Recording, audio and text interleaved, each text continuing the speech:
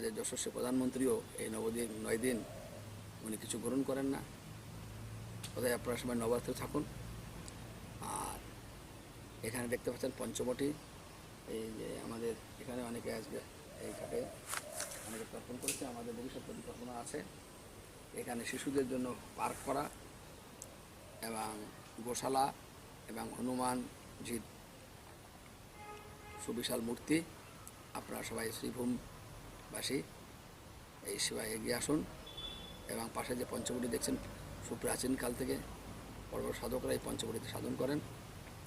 আর আধ্যাত্মিক এবং শ্রীকৃষ্ণ কৃপা শক্তি বলে আপনাদের যে এখানে রাম দরবার হয় প্রতি মঙ্গলবার, আপনারা আসতে পারেন। বিভিন্ন বিষয় নিয়ে আপনাদের সঙ্গে আলোচনা করা যাবে এই রাম দরবারে। হরে কৃষ্ণ।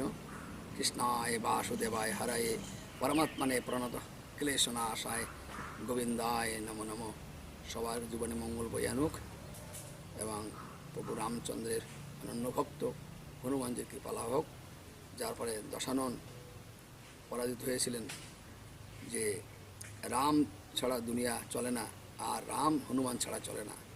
তাই আমাদের সংসারে এইভাবে রামায়ণের সেই স্মৃতি স্মরণ করা উচিত। ভাই ভাই এরকম সুন্দর ভালোবাসা রাখা উচিত, সুন্দর সম্পর্ক রাখা উচিত। এবং এই মহালয় থেকে আমরা অন্ধকার থেকে আলোর পথে আসার প্রেরণা পাই। তাই এরপরে তো এই নবরাত্রি হবে, তারপর লক্ষ্মী পূজা হবে, এরপর গোবর্ধন পূজা, দীপাবলি, পরিশেষে রাস পূর্ণিমা। আমি সর্বোপরি শ্রীভূমবাসীকে আমাদের এখানে বিশেষভাবে রাস পূর্ণিমা অনুষ্ঠিত হবে। আপনারা ভগবান শ্রীকৃষ্ণের যে বিশেষ লীলা, সেই লীলাও এই শেষ হবে বিষ্ণুপঞ্চক হিসাবে। বিষ্ণুদেবের উদ্দেশ্যে 5 দিন শুধু সম্পূর্ণ খাওয়া দাওয়া বন্ধ করে শুধু বায়ু সেবন করে থাকতে হয় এবং তারপর তর্পণ করতে হয়। তো এটাও একটা মহান তিথি, আপনারা বিশ্বপঞ্চক করুন।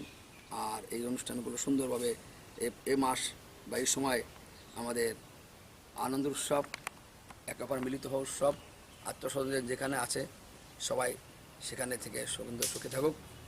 সর্বোপরি আমাদের যে শিল্পী অসমের যে নক্ষত্র পতন হয়েছে যুবেনজি, ওনার আত্মা শান্তি লাভ করুক এবং আমাদেরকে আরও সাবধানতা অবলম্বন করতে হবে। অসমবাসী তথা ভারতবাসী সবাই ওনার এই ইয়েতে দুঃখ প্রকাশ করেছে। আমরাও ওনার আত্মার কল্যাণের জন্য প্রার্থনা করছি ভগবানের কাছে। আপনারা সবাই সুন্দর থাকুন। মহালয়ের এই দিন সবার জীবনে সুন্দর হয়ে বয়ে আনুক। হরে কৃষ্ণ।